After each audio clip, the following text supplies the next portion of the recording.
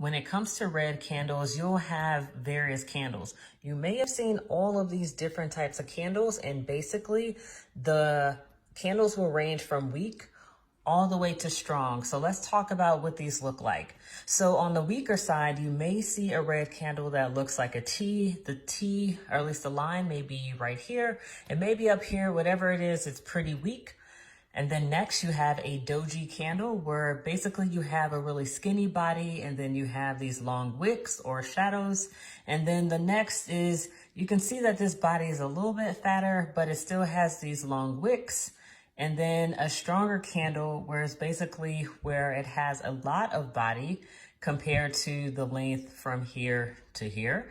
And that determines, or that tells you that it is a stronger candle. And then here you have this really big body and these little tiny wicks. This tells you that this is a strong bearish candle.